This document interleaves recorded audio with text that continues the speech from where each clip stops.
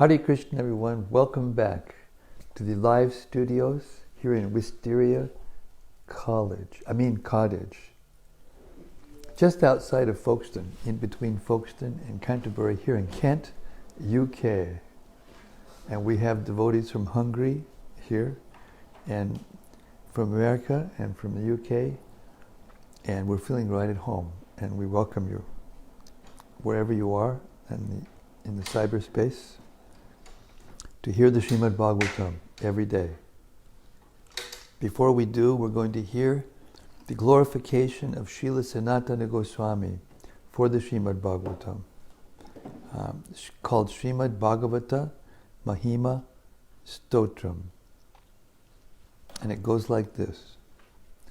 Sarva Shastrabdipi Yusha Sarva Vedaika Satpala Sarva Siddhanta Ratnadya Sarva Lokaika Drik Prada.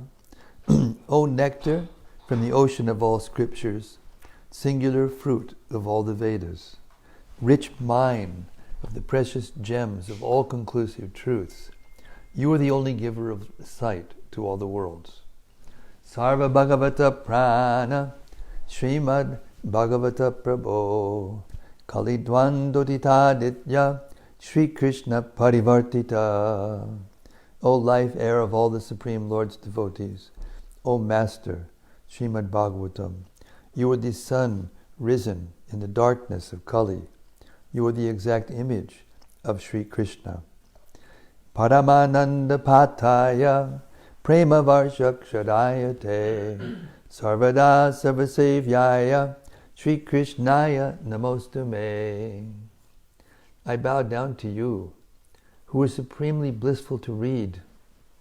Your every syllable pours down a flood of prema. You can always be served by everyone. You are Sri Krishna himself. Marika Bando Matsangin Madguro Man Mahadana Man Nistadaga Mad Bhagya Mad Ananda Namostute.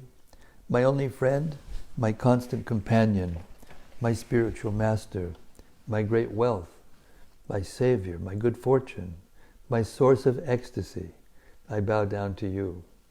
Asadu sadhu tadayin atini chochata kada hanamuncha gada chinmam premnarit kantayospura.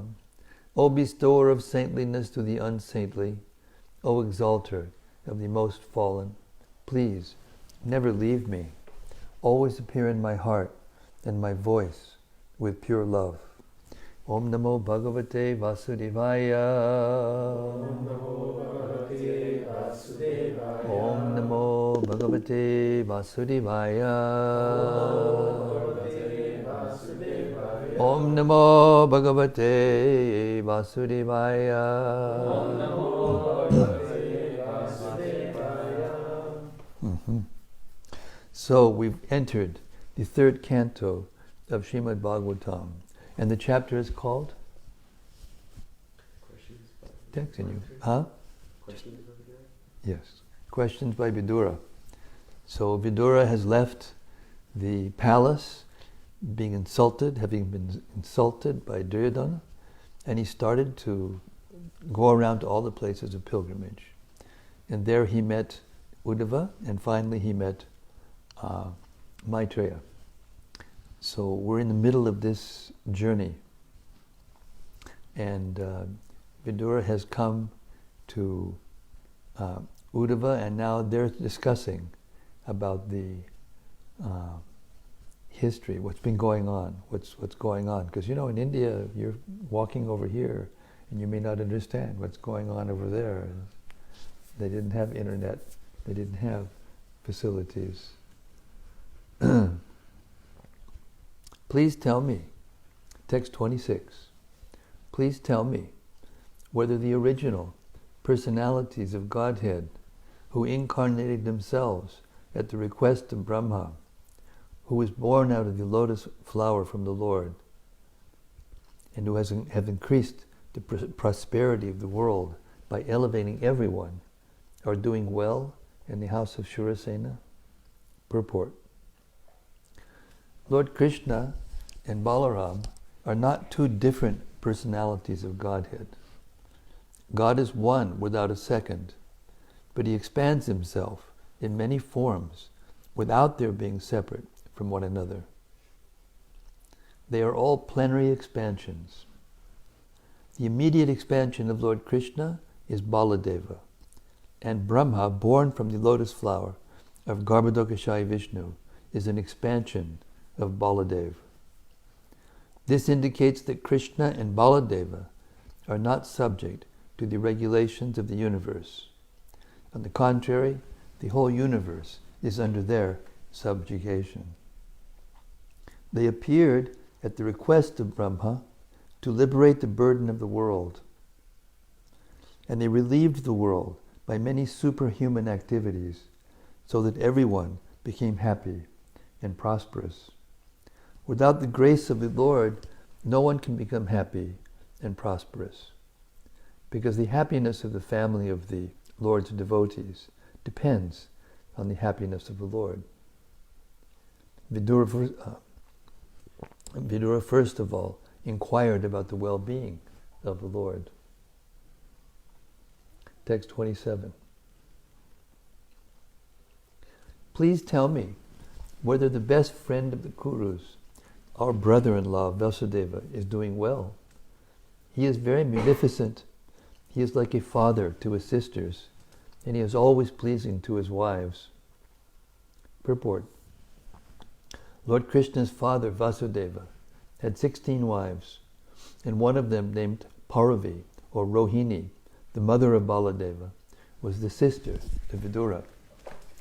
Vasudeva therefore was the husband of Vidura's sister, and thus they were brothers-in-law. Vasudeva's sister Kunti was the wife of Pandu, Vidura's elder brother, and in that sense also Vasudeva was brother-in-law to Vidura. Kunti was younger than Vasudeva, and it was the duty of the elder brother to treat younger sisters as daughters. Whenever anything was needed by Kunti, it was munificently delivered by Vasudeva, due to his great love for his younger sister. Vasudeva never dissatisfied his wives, and at the same time he supplied the objects desired by his sister. He had special attention for Kunti because she became a widow at an early age.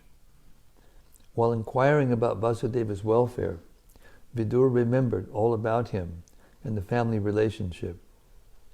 Text 28. O Uddhava, how is Pradyumna, the commander-in-chief of the Yadus, who was Cupid in a former life? Rukmini bore him as her son from Lord Krishna by the grace of Brahmanas, whom she pleased. Purport. According to Srila Jiva Goswami, Smara, Cupid, or Kamadeva, is one of the eternal associates of Lord Krishna. Jiva Goswami has explained this very elaborately in his treatise, Krishna Sandarbha. Text 29.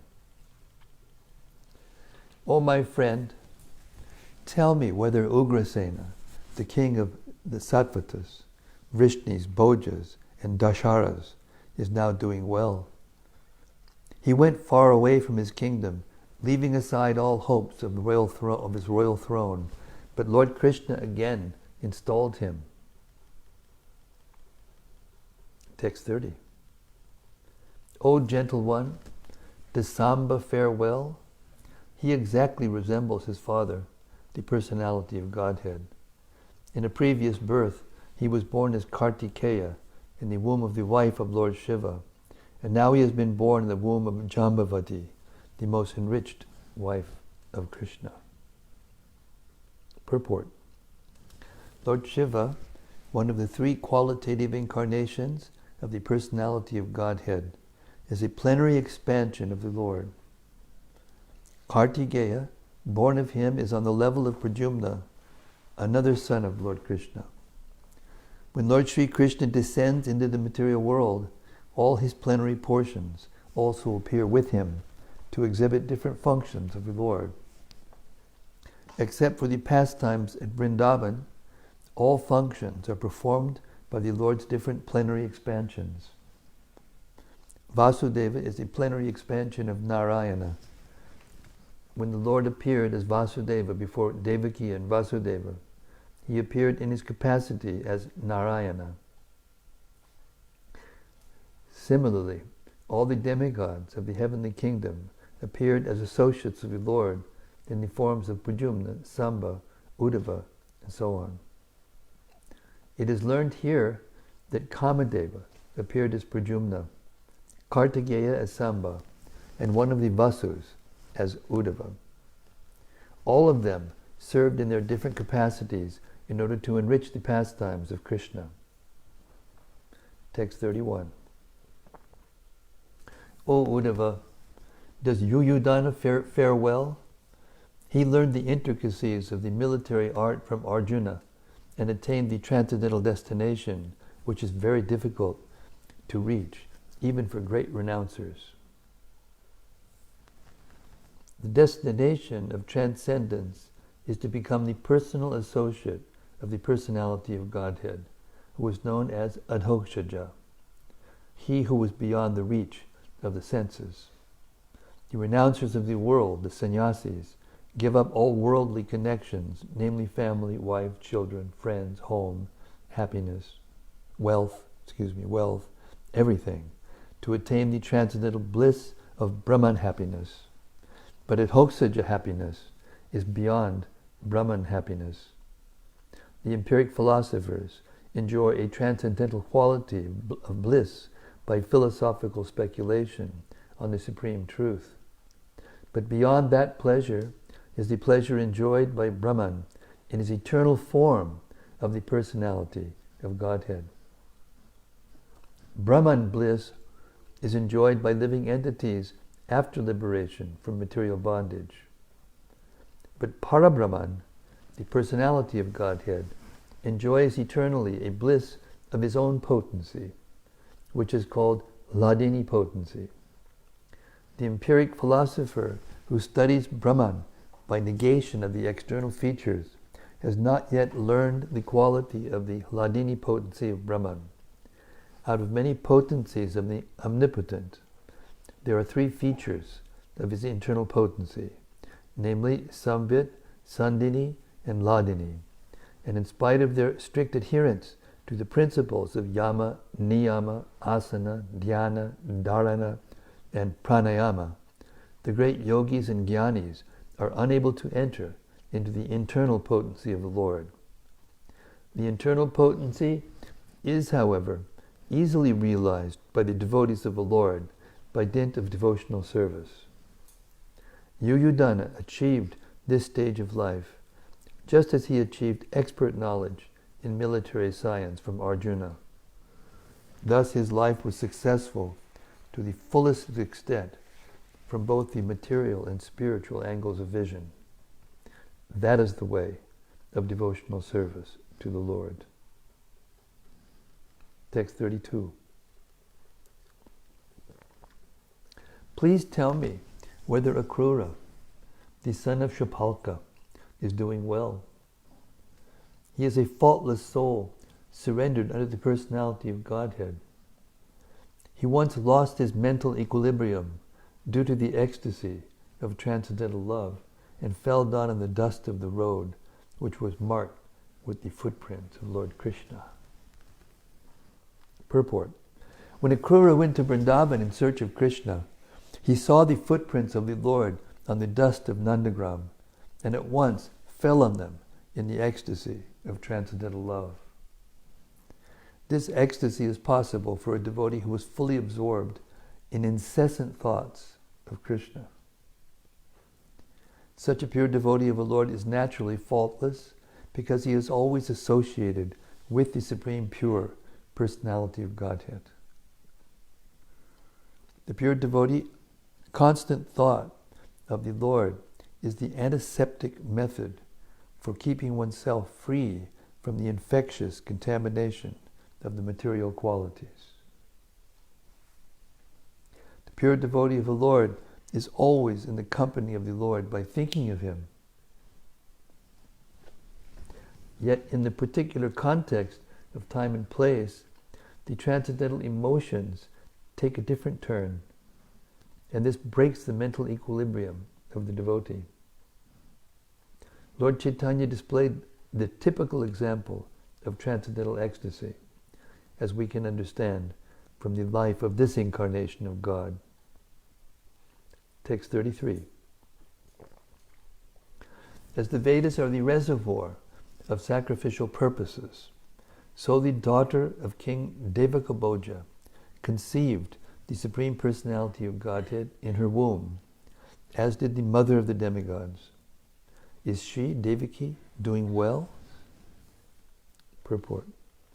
The Vedas are full of transcendental knowledge and spiritual values, and thus Devaki, the mother of Lord Krishna, conceived the Lord in her womb as the personified meaning of the Vedas. There is no difference between the Vedas and the Lord. The Vedas aim at the understanding of the Lord, and the Lord is the Vedas personified. Devaki is compared to the meaningful Vedas and the Lord to their purpose personified. Text 34. May I inquire whether Aniruddha is doing well? He is the fulfiller of all the desires of the pure devotees, and has been considered from yore to be the cause of the Rig Veda, the creator of the mind, and the fourth plenary expansion of Vishnu. Purport. The Adi Chaturvyuha, the original expansions from Baladev, are Vasudeva, Sankarsana, Pradyumna, and Aniruddha. All of them are Vishnu Tattvas, or non-different personalities of Godhead. In the incarnation of Sri Rama, all these different expansions appeared for particular pastimes. Lord Rama is the original Vasudeva, and his brothers were Sankarsana, Pradyumna, and Aniruddha. Aniruddha is also the cause of Mahavishnu, from whose breathing the Rig Veda appeared. All this is nicely explained in the Markandeya Purana. In the incarnation of Lord Krishna, Aniruddha appeared as the grandson of the Lord. Lord Krishna in Dwarka is the Vasudeva expansion of the original group. The original Lord Krishna never leaves Goloka Vrindavan. All the plenary expansions are one and the same Vishnu Tattva, and there is no difference in their potency. Text 35. O sober one, others such as Ridika, Charodeshna, Gada, and the son of Satyabhama, who accept Lord Sri Krishna as the soul of the self, and thus follow his path without deviation, are they well? 36. Also, let me inquire whether Maharaj Yudhishthira is now maintaining the kingdom according to religious principles and with respect for the path of religion. Formerly, Duryodhana was burning with envy because Yudhishthira was being protected by Krishna and Arjuna as if they were his own arms. Maharaj Yudhishthira was the emblem of religion. When he was ruling his kingdom with the help of Lord Krishna and Arjuna, the opulence of his kingdom surpassed all imaginations of the opulence of the kingdom of heaven. His actual arms were Lord Krishna and Arjuna, and thus he surpassed everyone's opulence. Duryodhana, being envious of this opulence, planned so many schemes to put Yudhishthira into difficulty, and at last the battle of Kurukshetra was brought about. After the battle of Kurukshetra, Maharaj Yudhishthira was again able to rule his legitimate kingdom, and he reinstated the principles of honor and respect for religion. That is the beauty of a kingdom ruled by a pious king like Maharaj Yudhishthira. 37. Please tell me whether the unconquerable Bhima, who is like a cobra, has released his long-cherished anger upon the sinners. The field of battle could not tolerate even the wonderful playing of his club when he stepped on the path. Purport. Vidura knew the strength of Bhima. Whenever Bhima was on the battlefield, his steps on the path and the wonderful playing of his club were unbearable for the enemy. Powerful Bhima did not take steps against the sons of Dhritarashtra for a long time. Vidura's inquiry was whether he had released his anger, which was like that of a suffering cobra. When a cobra releases its venom after long cherished anger, its victims cannot survive. 38. Please tell me whether Arjuna, whose bow bears the name Gandiva, and who was always famous amongst the chariot warriors for vanquishing his enemies, is doing well. He once satisfied Lord Shiva by covering him with arrows when Shiva came as an unidentified false hunter. Purport. Lord Shiva tested Arjuna's strength by picking a quarrel with him over a hunted boar. He confronted Arjuna in the false dress of a hunter, and Arjuna covered him with arrows until Lord Shiva was satisfied with Arjuna's fighting. He offered Arjuna the Pashupata weapon and blessed him. Here Vidura inquired about the great warrior's well-being. Text 39.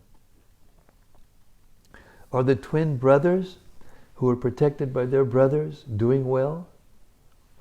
Just as the eye is always protected by the eyelid, the twins are protected by the sons of Pritha, who snatched back their rightful kingdom from the hands of their enemy, Duryodhana, just as Garuda snatched nectar from the mouth of Indra, the thunderbolt carrier.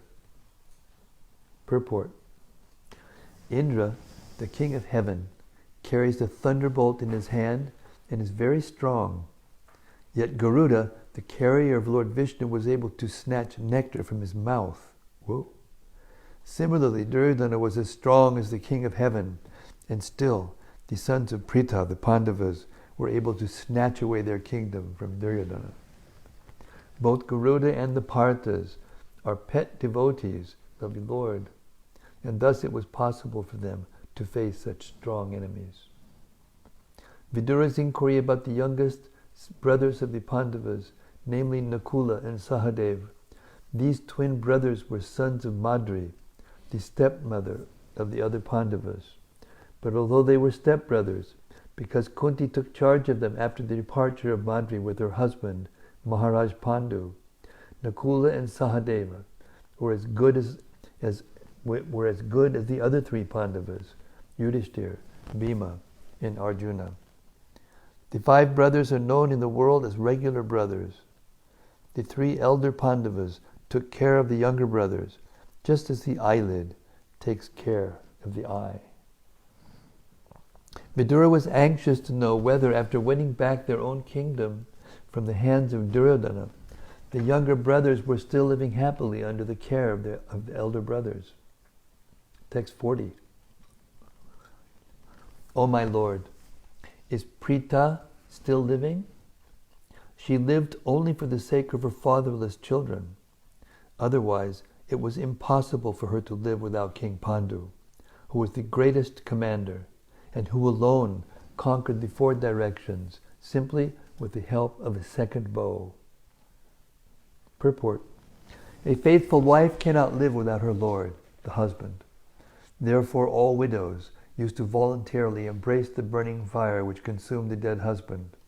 This system was very common in India because all the wives were chaste and faithful to their husbands.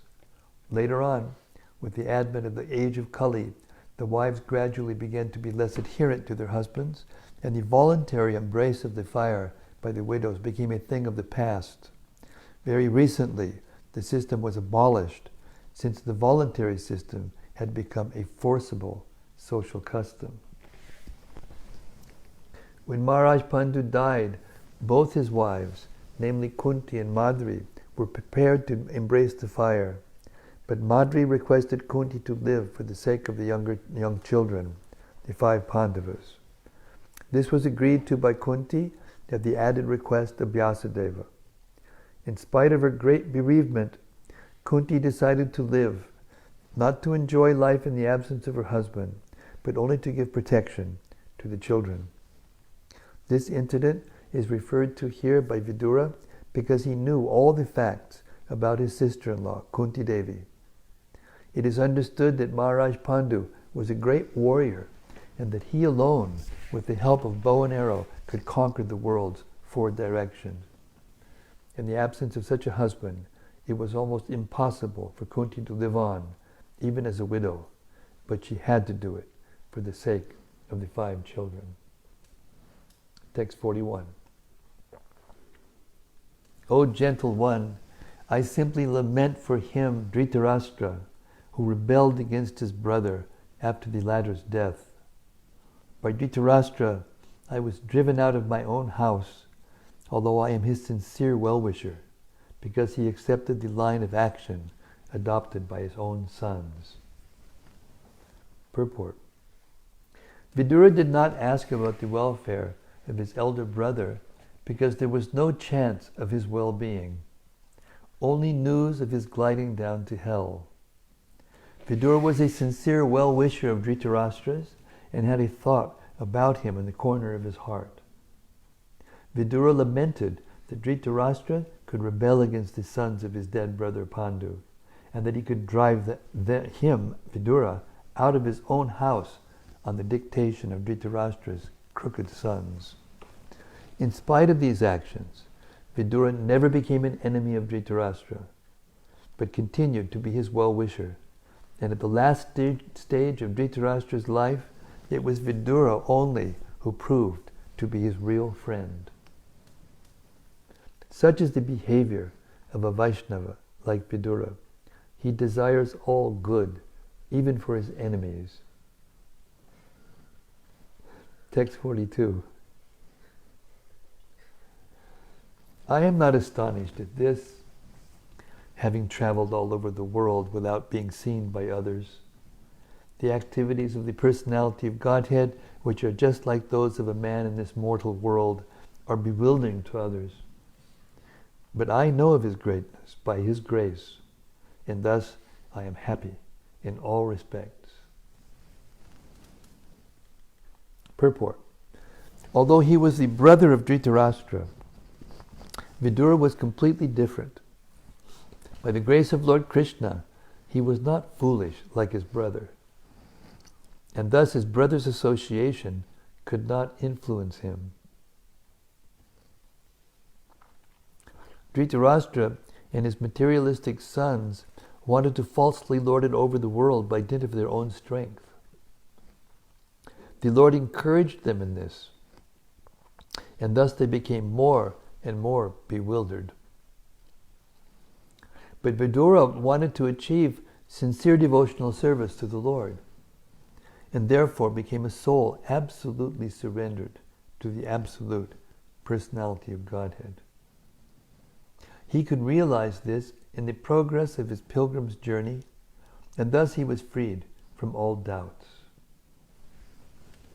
He was not at all sorry to be bereft of his hearth and home, because he now had experienced that dependence on the mercy of the Lord is the greater freedom than so-called freedom at home.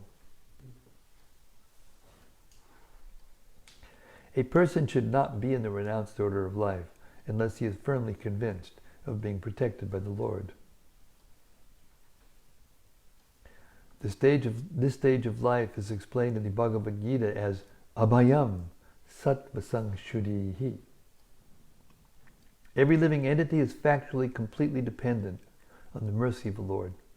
But unless one is in the pure state of existence, he cannot be established in this position. This stage of dependence is called sattvasang shuddhihi, or purification of one's existence.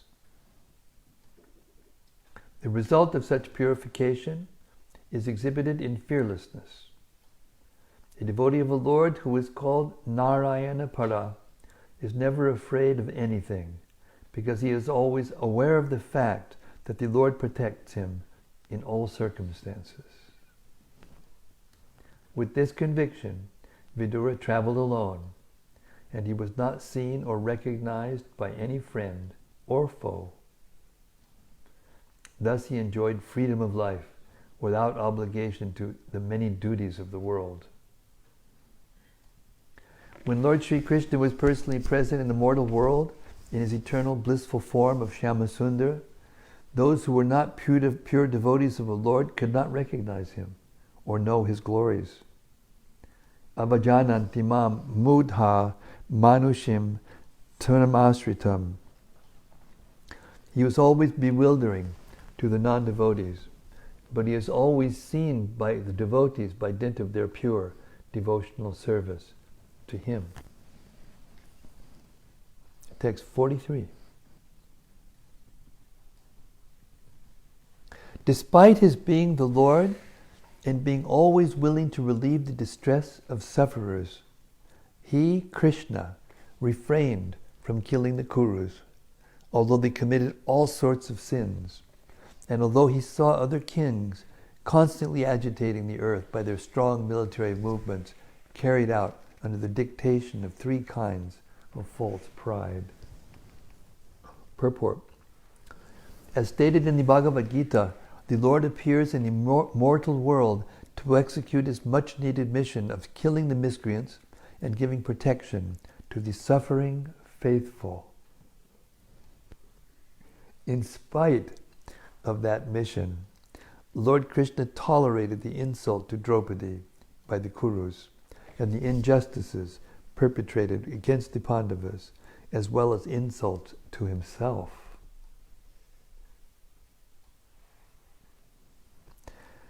The question may be raised, why did he tolerate such injustices and insults in his presence? Why did he not chastise the Kurus immediately? When Draupadi was insulted in the assembly by the Kurus by their attempt to see her naked in the presence of all, the Lord protected Draupadi by supplying an unlimited length of clothing, but he did not chastise the insulting party immediately. This silence of the Lord did not mean, however, that he excused the offenses of the Kurus. There were many other kings on earth who had become very proud of three kinds of possessions: wealth, education, and followers. And they were constantly agitating the earth by movements of military strength. The Lord was just waiting to get them together on the battlefield of Kurukshetra and kill them all at one time, just to make a shortcut in his killing mission. Godless kings or heads of state, then puffed up by the advancement of material wealth, education, and increase of population, always make a show of military strength and give trouble to the innocent. When Lord Krishna was personally present, there were many such kings all over the world, and he thus arranged for the battle of Kurukshetra. In his manifestation of Vishwarupa, the Lord expressed his mission of killing as follows: I have willingly descended to the earth in my capacity of inexorable time in order to decrease the unwanted population. I shall finish all those who have assembled here, except you, the Pandavas. This killing does not wait for you to take part in it. It is already arranged. All will be killed by me. If you want to become famous as the hero of the battlefield and thus enjoy the booty of war, then, O Savyasachi, just become the immediate cause of this killing and thus take the credit. I have already killed all the great warriors, Bhishma, Drona, Jayadratha, Karna, and many other great generals. Do not worry. Fight the battle and become famous and be famous as a great hero. 11th chapter Bhagavad Gita. The Lord always wanted to see his devotees as the hero of some episode which he himself performs. He wanted to see his devotees and friend Arjuna as the hero of the battle of Kurukshetra, and thus he waited for all the miscreants of the world to assemble. That and nothing else is the explanation of his waiting. Text 44. The appearance of the Lord is manifested from the annihilation of the upstarts. His activities are transcendental and are enacted for the understanding of all persons. Otherwise, since the Lord is transcendental to all material modes, what purpose could he serve by coming to earth? Purport. Ishvara Parama Krishna, Satchidananda Vigraha. The form of the Lord is eternal, blissful, and all-satisfying. His so-called birth is therefore an appearance only, like the birth of the sun on the horizon. His birth does not, like that of the living entities, take place under the influence of material nature and the bondage of the reactions of past deeds. His works and activities are independent pastimes and are not subject to the reactions of material nature. In the Bhagavad Gita, it is said, Namam karmani limpanti, name karma pale spriha, itimam yo bijanati, karmabir nasabhadyate.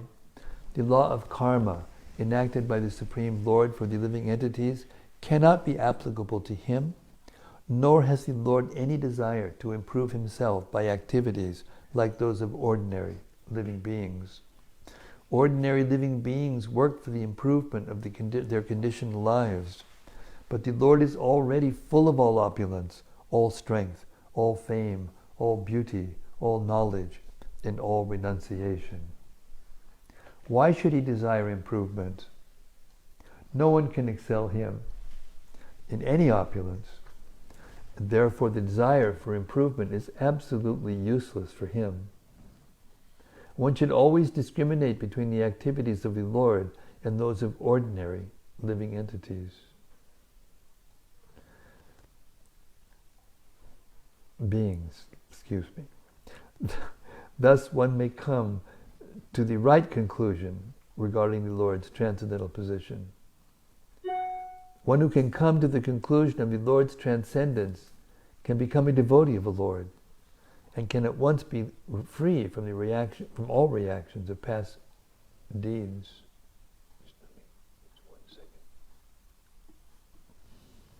It is said, Karmani nir dahati kintu chabakti bhajam. The Lord minimizes or nullifies. The Lord minimizes or nullifies the reactionary influence of the Lord's past deeds. The activities of the Lord are to be accepted and relished by all living entities. His activities are meant to attract the ordinary man towards the Lord. The Lord always acts in favor of the devotees, and therefore ordinary men who are fruitive actors or seekers of salvation may be attracted to the Lord when he acts as protector of the devotees.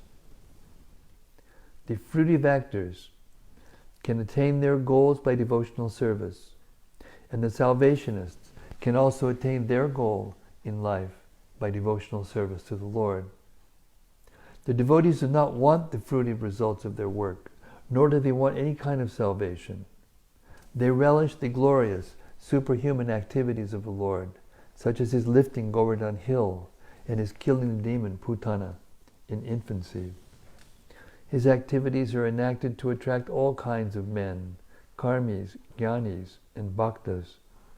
Because he is transcendental to all laws of karma, there is no possibility of his accepting a form of maya like the forms forced on the ordinary living entities who are bound by the actions and reactions of their own deeds. The secondary purpose of his appearance is to annihilate the upstart asuras and to stop the nonsense of atheistic propaganda by less intelligent persons. By the Lord's causeless mercy, the asuras who were killed personally by the personality of Godhead get salvation. The meaningful appearance of the Lord is always distinct from ordinary birth. Even the pure devotees have no connection with the material body, and certainly the Lord, who appears as he is in his Satchidananda form, is not limited by material form. Text 45. O my friend, please therefore chant the glories of the Lord, who is meant to be glorified in the places of pilgrimage. He is unborn, and yet he appears by his causeless mercy upon the surrendered rulers of all parts of the universe. Only for their interest did he appear in the family of his unalloyed devotees, the Yadus. Purport.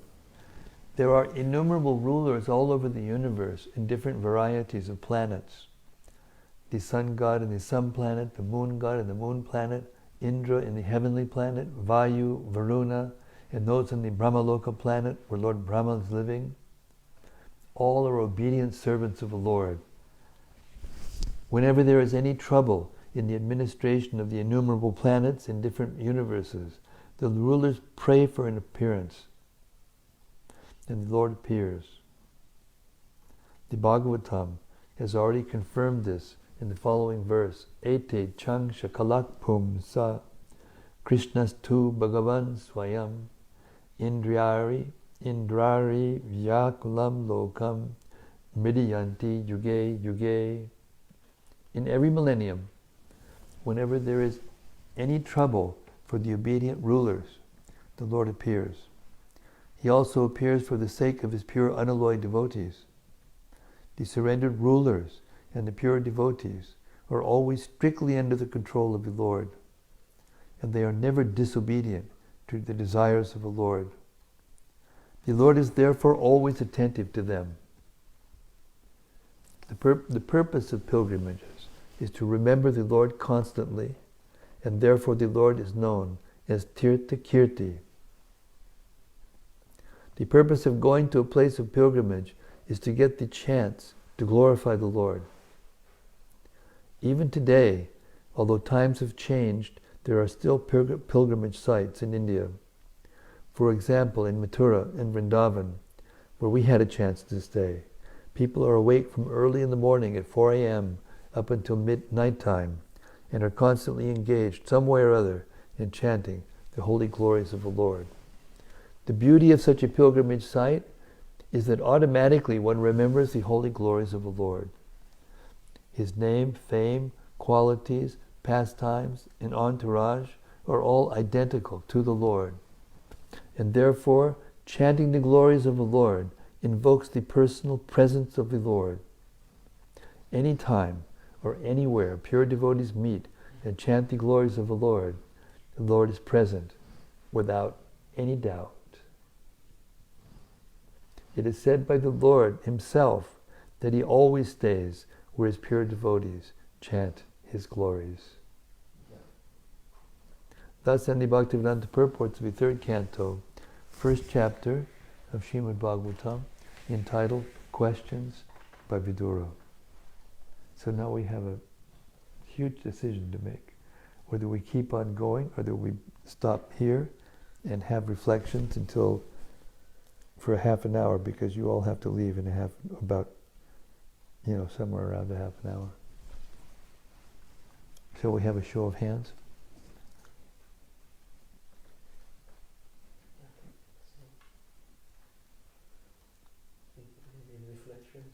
Reflections.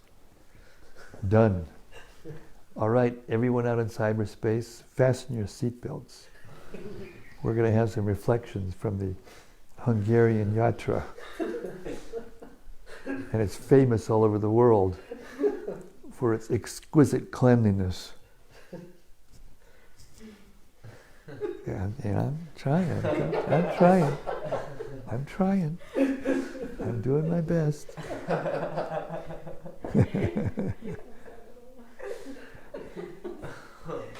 Huh?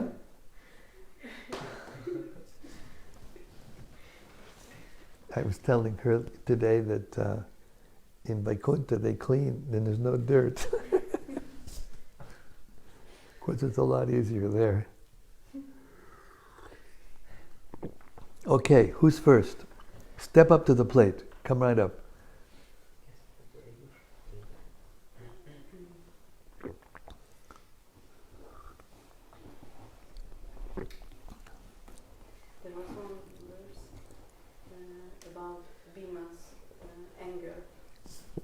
Oh, there was one verse about Bhima's anger. Let's hear about that. Go ahead.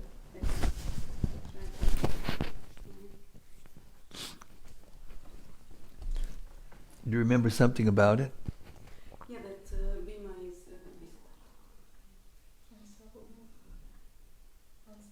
unstoppable of his anger. Yes. And it was cobra was. Yeah, and Aren't you afraid of Bhima? I'm afraid of anger. And I just would like to ask about the nature. I'm many times I became anger, and then I try to control this. I stop this anger. Yeah, yeah. But as we read it, it's not. Then it's unstoppable. Well, this anger, she's asking. This verse talked about the anger and how the anger of Bhima was unstoppable, and she's saying this. This is Vrajaloka, by the way, my loyal disciple and friend. Hare Krishna. And she's saying how sometimes anger wells up in her, and she tries to control it, and then she's making this understanding that maybe it's unstoppable because she's heard this verse. Of course, that's not the purpose of the verse, to think that our anger is unstoppable, and therefore we don't stop. We don't try to stop our anger.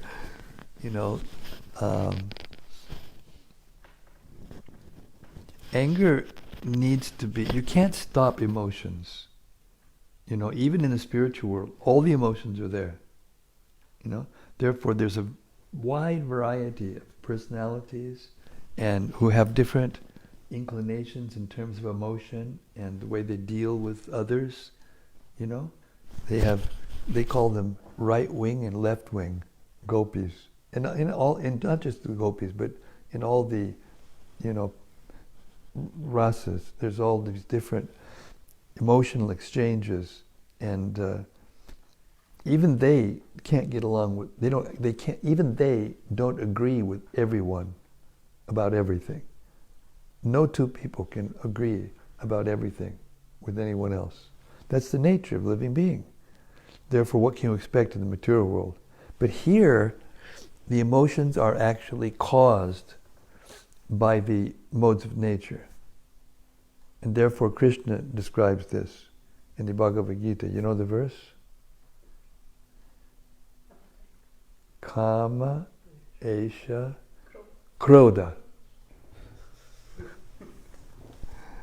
Kama, Esha, Krodha, Esha, Rajaguna, Samadubha. So the more we associate with the mode of passion, then the more attachment comes. And if we dwell there in passion, then that attachment becomes very strong, and then it becomes lust, strong attachment. And then that lust forces us to do things that we know. That was Arjun's question, do you remember? Atakena prayukto yam papam chariti purushaha anichjan abhivarshneya balad ivaniyojitaha. By what am I, engaged in things that I know are not right, but I do them anyway? How does that work? And then Krishna says, Kama Esha, Krodha Esha, Rajas Mudya. So by associating with the mode of passion, then anger comes. Because when you try to satisfy your lust, when you try to not just sex, but also you try to get something, or you try to conquer something, or you try to possess, or you try to keep, or whatever it is that you try to do in this material world, it's frustrating because it's not possible. We're eternal, and all the forms are ephemeral. So as long as we're attached to the ephemeral, then we're bound to be frustrated. And from that frustration comes anger. That's where anger comes from. Unfulfilled desire. And then, of course, in the second chapter, in the 62nd and 63rd verse, I think, or 63rd and 64th, There to describe the actual process, that I hinted at before, that you dwell, jayato vishayan pumsa. When you dwell on the objects of the senses, then you jayato vishayan sangas teshu bhajayate. Then you develop attachment. Then from that attachment, like that lust, then anger. When you get angry, then you forget, and you can say and do anything to anybody. Wildered.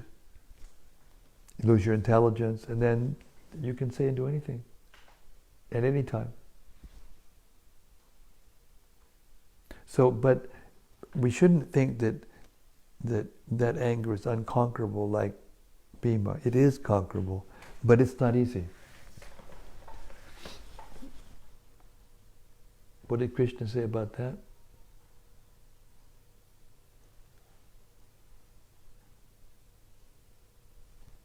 Chanchalam himana Krishna, this is Arjun.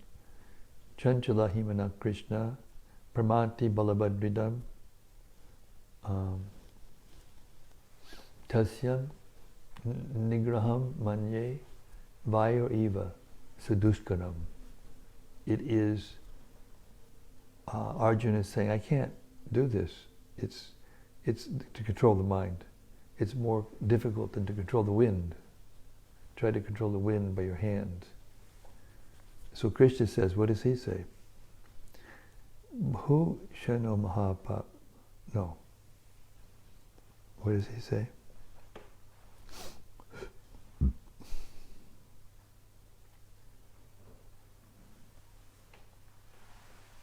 The Sanskrit is skipping out of my mind. If you see it running down the hallway, bring it back.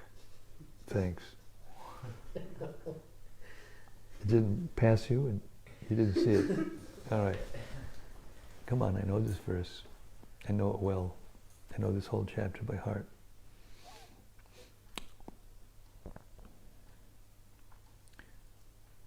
Dur. Nigraham. I have to look it up. Sorry. Because I don't want to miss it. It's a very important verse. Abhyasena tukontya vairagyam vairagyena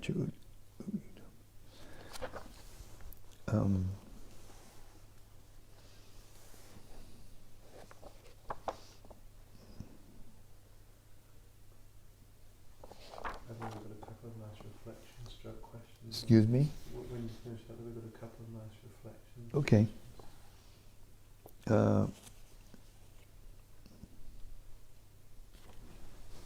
Shri Bhagavan Uvacha.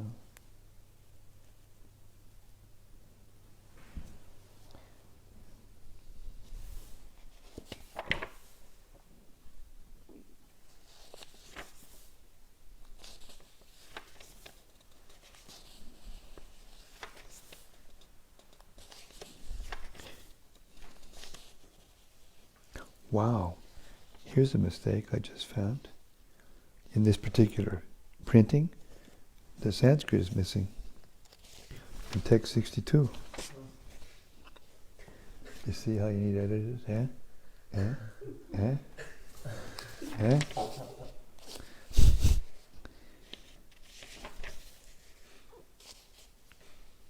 Gosh, where's this verse?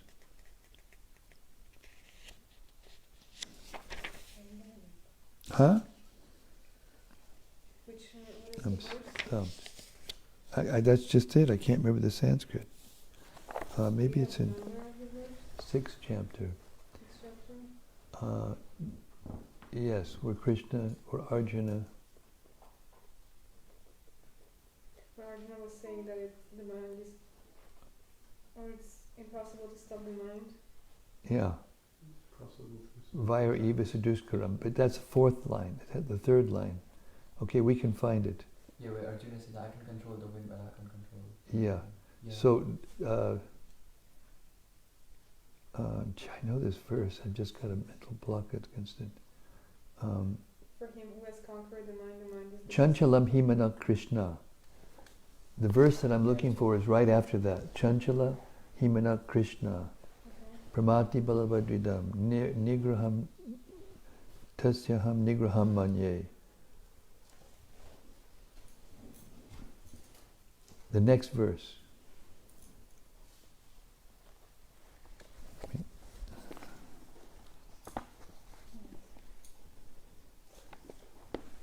Old man.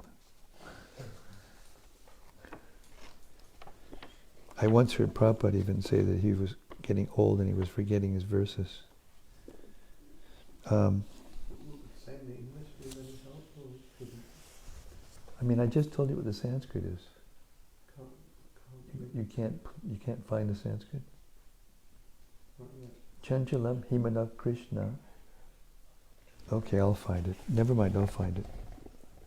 We're wasting time here. Chanchalam himana Krishna. Chanchalam himana Krishna. Pramati balabhadridam. I'm going to kick myself. Asangshaham mahabaho manor durnigraham chalam. Abhyasina tugontiya. Abhyasina tugontiya vairagam chuchate. Yes, chakriyate. So, what's the first line again? Bahu asangshayam mahabaho. Now he's saying mahabaho to Arjuna sarcastically. He said, "You've got such mighty arms, and you can't control your mind." And then he says, "Mano durnigraham balam." Not only is it difficult, because the verse before, Arjuna tasyaham nigraham manye. Nigraham means difficult. And then in the next verse, Krishna, he says, durnigraham chalam. It's even more difficult than you think. He doesn't just say it's difficult, he says durnigraham. But abhyasinanta kontya vairagam chacha uchate. It is possible by constant practice and detachment. Refrain, stop, don't do whatever your senses say. Don't just get pulled around by your senses. Don't just get pulled around by your mind. So there's not a pill you can take. Excuse me, I want to take my mind control pill. And those kinds of pills, they cause the mind to go crazy. But then, what is the suitable practice and detachment? Stop sense gratification. Follow the regulated principles. In our case, we take a vow to follow the regulated principles and to chant 16 rounds a day. That's the practice. If we do that, and at the same time, try to understand these books. Chant, trying to give up offenses. And hear these books. Try to understand. Keep trying to understand. And if you can't understand, inquire. And if that answer doesn't make you understand, keep inquiring until the doubt's removed. And gradually, as the doubts are removed, you go up. You get lighter. You get more capable of seeing. You get more capable of following. You get more capable of seeing. Just like when you go up in a plane or up in a balloon, you can see so many things. Different perspective.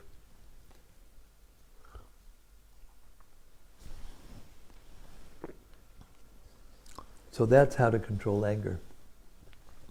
Stop dwelling on the objects of sense gratification.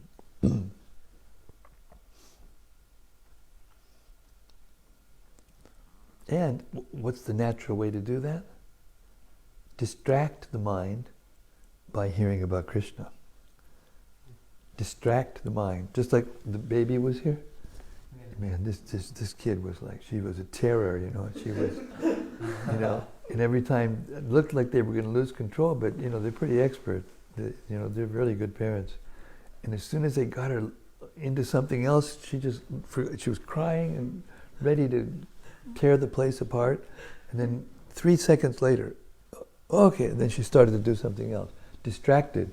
Keep distracting from the the causes of disturbance. Distract the mind not by blanking it out or just trying to stop it, because it's not possible. But distract the mind by engaging it in something positive, in Krishna's service. And by practice over a long time of doing that, then you lose the taste for sense gratification. Because the taste is so much higher. Vishaya vinvyartante nirhayaste rasubharjamasopis param distroni vartade. I was thinking of another verse. Chipram babadi dharmatma shashvas chantim nigachiti. No, not that. Not chipram babadi dharma. Here I go again. Verse I know perfectly well. Kama krodha vimuktainam. Karma krodha bhavam banam.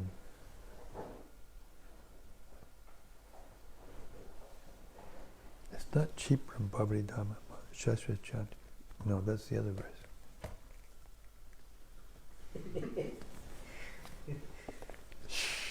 Don't tell the doctor I did that. Chapter 5. I know where this one is. It talks about kama and krodha. And if you can learn in this lifetime to give it up, then you become happy.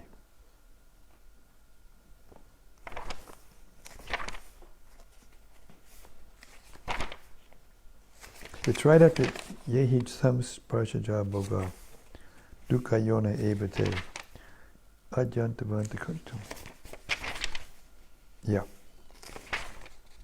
Shaktun hi havyaksadum prak sharira remokshanat kama krodha bhavam vegam sayukta sasukhi naraha. Before giving up this material body, present body, what does that mean? It means it's a lifetime project.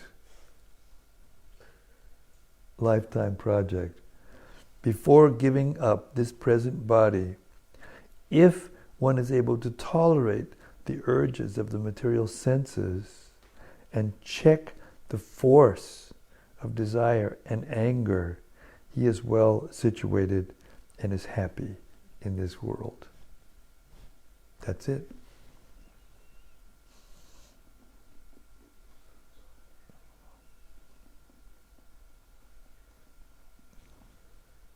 Okay, we have a now that the Hungarians have shaken the earth.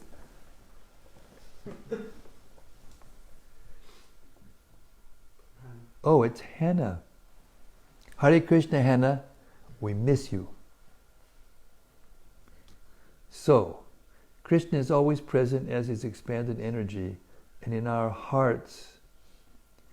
But when you say he is present as we chant his glories, do you mean less covered in our heart, or personally sitting in the room, or both? This is Hannah, 18 years old, right out of high school. She came, she started to hear, and she just became a devotee. I don't know how to glorify her. I'm getting some hearts floating around over here. Some tearful eyes. Radhi Manjari's hearts are flowing. Okay, wait, back to, whoops, how do we, now I lost it. How do I, oh there. Okay, I got it. So Hannah, Krishna is always present as his expanded energy and in our heart. Well, but when you say he is present as we chant his glories, do you mean less covered in our heart? Or personally sitting in the room? Or both? Well, when we think of Krishna, whether we're chanting his name, or whether we're thinking about him inside our hearts, or whether we're hearing about his pastimes, or whether we're honoring his prasad, anything that we're doing in direct relationship with Krishna, Krishna is present. He's present as the sound. He's present as the prasadam. He's present as the meditation. He's present as the sound of the pastimes. So therefore, yes, he is in the room when you're chanting Hare Krishna. He's personally present. Our problem is we can't perceive it. But he's there. The holy name is all-powerful. All the potencies of Lord, Nam Nam Akari Bahuda, Nija Sarva Shaktis, Chacharpita Niyamatak Smaranena Kalaha, Itadrisi Tabrakipa, Bhagavan Mamapi, Durdaivam Idrishamiha Janinana Ragaha. Lord Chaitanya is praying, my Lord, you're so kind. You've appeared in hundreds and millions of names, and each one of those names is as powerful as you, completely. You've invested all your power in His holy name, in your holy names. Therefore you have millions of names. Not only that, but there's no hard and fast rules for chanting those names. So how kind is that? But still, I have no taste for them. That's our position. And then he says in the next verse, what? Come on, you can do it. You can do it. Chinada pisuni china, tahorda pichishna, amanina manindena kirtaniyak sadahari. So this verse teaches us how to get that taste. Tolerate. Be humble like a grass. Somebody steps on you and you take your foot off and the grass comes back up. A tree, more tolerant than a tree, humbler than a blade of grass. Willing to offer all respect to others, even if they don't offer respect to us.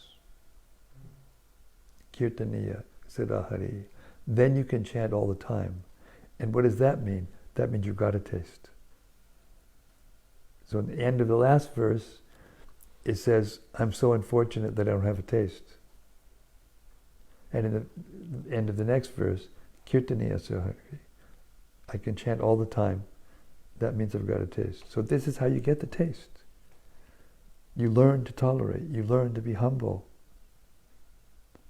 You don't, then nadanam, najanam, nasundarim.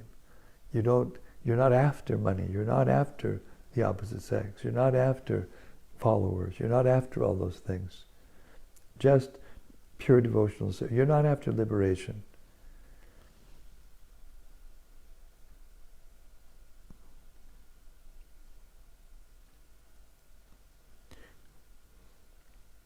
Okay, Hannah.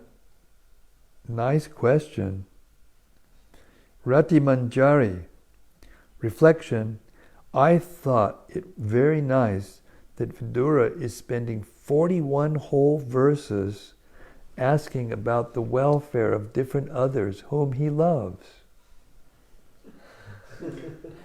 Now there's a nice reflection. Thanks, Rati. That's why he called you Rati. You got a taste. It shows the nature of his compassionate heart, and it's also nice that Uddhava lets him speak without interrupting him.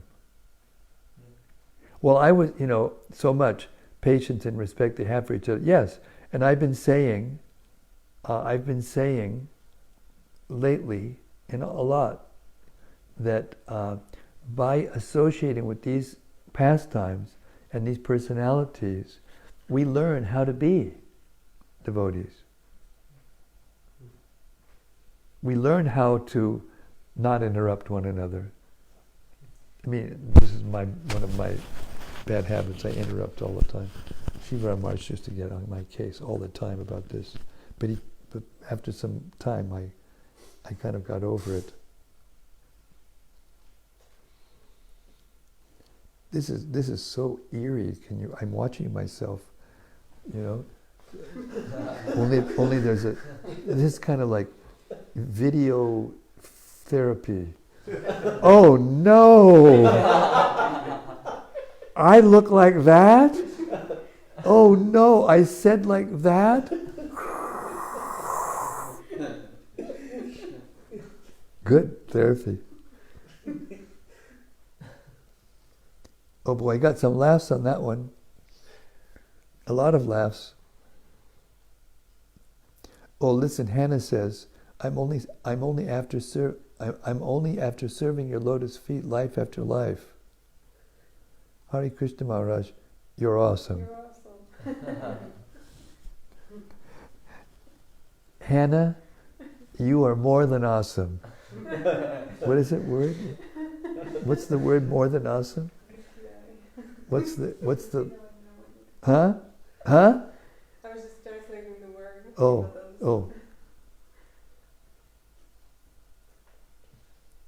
Okay, Ragaleka, she's watching with us. Haribo Ragaleka. Haribo Srinayana. We miss you.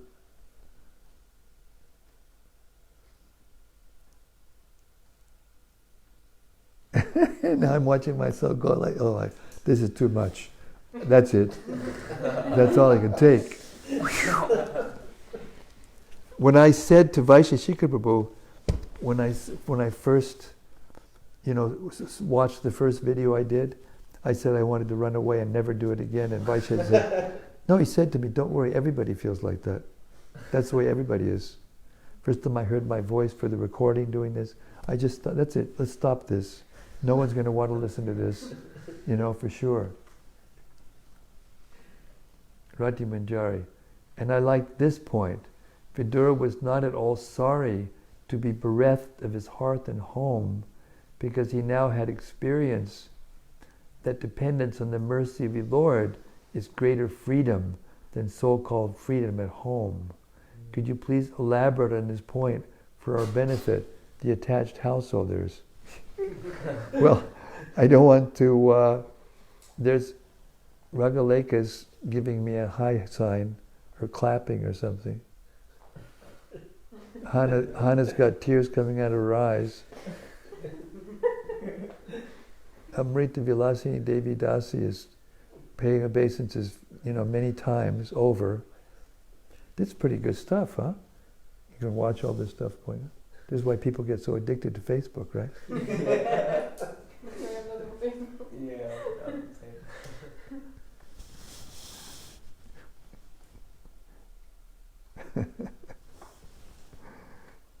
Okay. I don't know where to start here. Rati Manjari. She wants me to elaborate. Yeah, well, hey, who gets to go wherever they want, whenever they want to, when you're in the household or ashram? Think about it.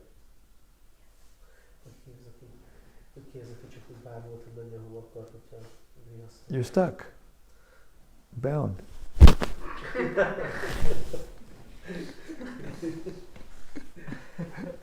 Ragaleka was here, we were having a great time, and all of a sudden Srinayandi said she went to get her coat on, and she started, shoes, this and that, and everybody understood, all right, she's ready to go. And then they had to go. And, nobody tells me when to go and where to go. I think that's the elaboration. So if you want this kind of freedom, give up sex. Period. Give up thinking about it, giving up doing it, giving up hankering for it, give up hankering for all these things. Just give it up. And then Krishna will give you freedom. Remember when we were traveling? I'm talking to Matt now. When we were traveling to the Dallas airport?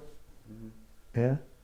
How every person was responding to us? Yeah. It was mystical. It was very mystical. Because we were treating each person with love and affection equally. Whether they be the person on the cart, or the person's there at the gate, or the person, whatever.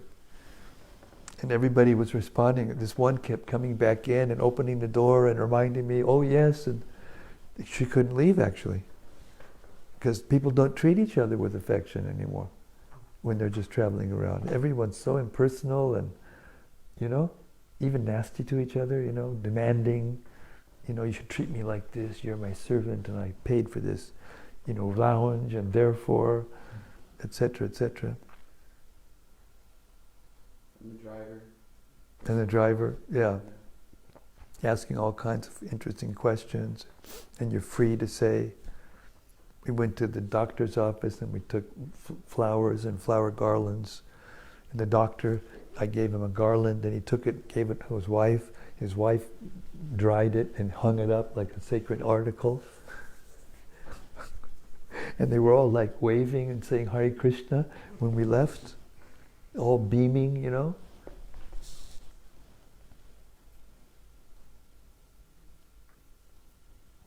When we're afraid, we can't act like that. When we're attached, when we're afraid, we can't act like that. And the last year, let me see. This year I broke my arm. Last year I almost died. And the year before that, somebody came in and stole everything, including all my ID. And I remember when I was walking over to Mathuranath's house in Dallas, after this thief came in, he was standing right next to me with a knife in his hand. Yeah, they had video. They got videos of him. And I'm laying in the bed with earplugs in my ears after traveling like from early morning until I was very deeply in sleep. And they came in, checked out inside the room. Next room, they took everything, computer, everything. Except for my phone, it was in the bed because I had made a call just before so I thought I'd lost that too. Anyway, I was going over to Mathuranath's house, and I just, all of a sudden, I said, hey, this isn't bad. I don't have a material identity anymore. This is great. And I began to feel light, and it was nice. Mathuranath still, marvels over that few minutes.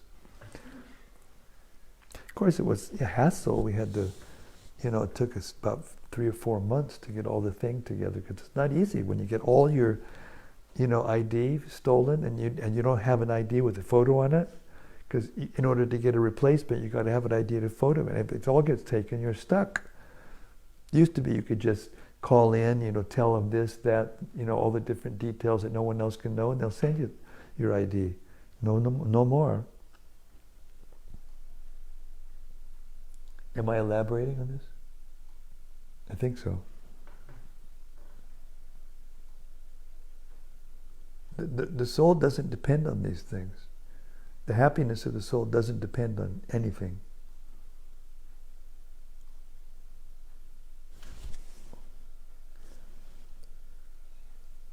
We have reached the bewitching hour in which I will either turn into a pumpkin or the Hungarians have to leave to go back to where they live.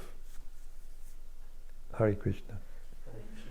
Thank you very much, all of you, for your holy association and for the wonderful, lovely hearts and whatever you're sending over that I got to see today, because I had a different phone. And don't forget, caring means sharing, and sharing means caring. So if we care for each other, wherever we are, no matter what we're doing, people will respond to us with caring. Hare Krishna. Srimad-Bhagavatam ki jai. Samaveda Bhakta Vrinda ki jai. Gaur Premanande. Hari Hari Bol.